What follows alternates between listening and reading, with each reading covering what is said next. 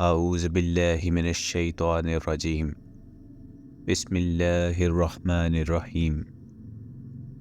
دوستو، آج کی اس ویڈیو میں حضرت صالح علیہ السلام کی تمام واقعے کو بیان کیا جائے گا۔ تو نئے آنے والے دوستوں سے گزارش ہے، جنہوں نے ابھی تک ہمارے چینل کو سبسکرائب نہیں کیا، وہ سبسکرائب کر کے بیل آئیکن کے بٹن کو ضرور پریس کر دیں، اور ویڈیو اچھی لگے تو لائک، کمنٹ اور شیئر کر کے ہماری حوصلہ افزائی ضرور کیجیے گا۔ حضرت صالح علیہ السلام اللہ کی جانب سے بھیجے ہوئے نبی تھے۔ آپ علیہ السلام قوم سمود کی طرف بھیجے گئے۔ آپ علیہ السلام نیک کاموں کی طرف بلاتے اور برے کاموں سے روکتے تھے۔ قوم سمود گناہوں میں مبتلا تھی۔ قوم سمود کے لوگ آپس میں ایک دوسرے پر ظلم کرتے تھے۔ صالح علیہ السلام نے اپنی قوم سے کہا، کیا تمہیں معلوم نہیں قوم عاد کے بارے میں؟ ان کا انجام کس طرح عبرتناک ہوا اور اللہ نے کس طرح انہیں سزا دی۔ قوم سمود کا خاص پیشہ پیڑ بکریوں کی پرورش اور تجارت تھی۔ قوم سمود دولت سے مالا مال تھی اور جسمانی طور پر قوی بھی تھی۔ اس قوم کی اخلاقی حالت اچھی نہیں تھی۔ ذرا سی بات پر لڑ مرنے کے لیے تیار رہتے تھے۔ بے گناہ لوگوں کو قتل کرتے تھے، کمزوروں کا مال ہضم کرتے تھے، کمزوروں پر ظلم ڈھاتے، بتوں کی پوجا کرتے تھے۔ اس قوم کو راہ راست پر لانے کے لیے اللہ تعالیٰ نے حضرت صالح علیہ السلام کو نبی بنا کر بھیجا۔ حضرت صالح علیہ السلام ان سے کہا کرتے کہ اے قوم، اللہ تعالیٰ کی بندگی کرو، اس کے سوا کوئی حقیقی معبود نہیں۔ اللہ نے مجھے پیغمبر بنا کر بھیجا ہے تاکہ میں تمہیں اللہ تعالیٰ کے عذاب سے ڈراؤں۔ تو لوگ ان سے کہتے، ہمارے پاس دولت بھی ہے، قوت بھی ہے اور عزت بھی ہے۔ اگر اللہ کو نبی بنانا منظور ہوتا تو ہم جیسوں کو نبی بناتا۔ اگر اللہ ہم سے ناراض ہوتا تو ہمارے کھیتوں کو اجاڑ دیتا، ہمیں رہنے کے لیے عالی شان مکانات نہیں دیتا۔ ہمارے پاس بے شمار اونٹ بکریاں ہیں اور سواری کے لیے گھوڑے ہیں۔ یہ اس بات کی دلیل ہے کہ ہمارے بت ہم سے خوش ہیں، اسی لیے ہم ان کی پرستش کرتے ہیں۔ ہم یہ بات برداشت نہیں کر سکتے کہ تم ہمارے معبودوں کو برا بھلا کہو۔ ہمیں ان کی پرستش سے نہ روکو، ہم تو خوشحال ہیں، لیکن تمہاری بات ماننے والے مفلس اور غریب ہیں۔ تمہاری حالت بھی ایسی ہی ہے۔ اگر تم نبی ہو تو اس بات کی دلیل پیش کرو، کوئی معجزہ دکھاؤ، ہم دیکھنا چاہتے ہیں۔ حضرت صالح علیہ السلام ان کی اس قسم کی باتوں پر کہتے کہ تم ہی بتاؤ کہ تم کیا معجزہ دیکھنا چاہتے ہو۔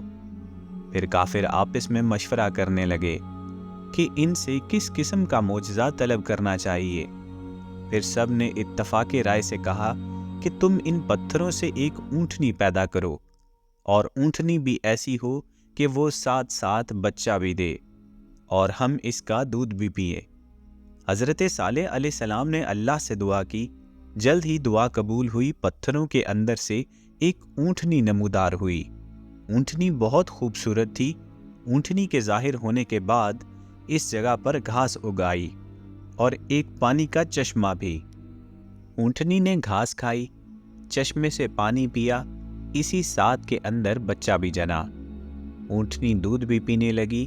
کافروں نے جو معجزہ طلب کیا تھا سب پورا ہوا۔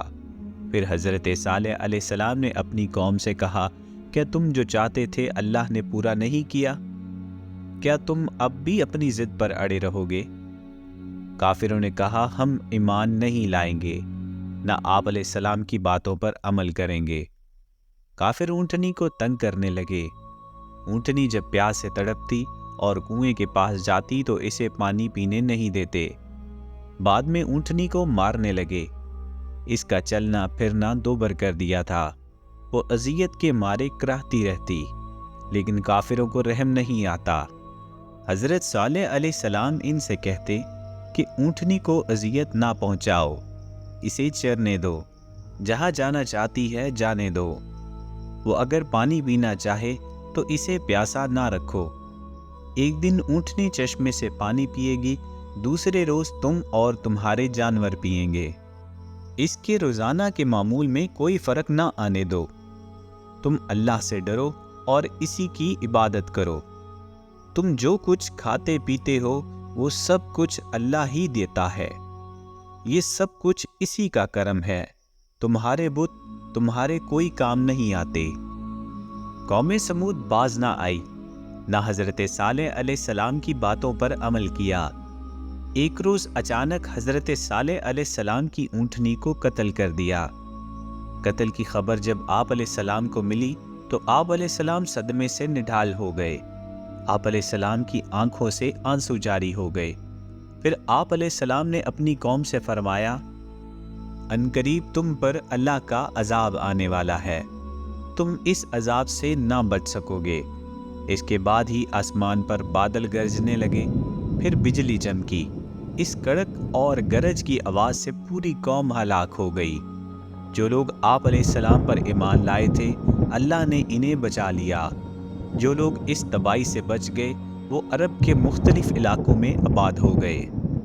قوم سمود کی تباہی اور بربادی کے آثار حجاز اور شام کے درمیان سمانے عبرت کے نشانات چھوڑ گئے۔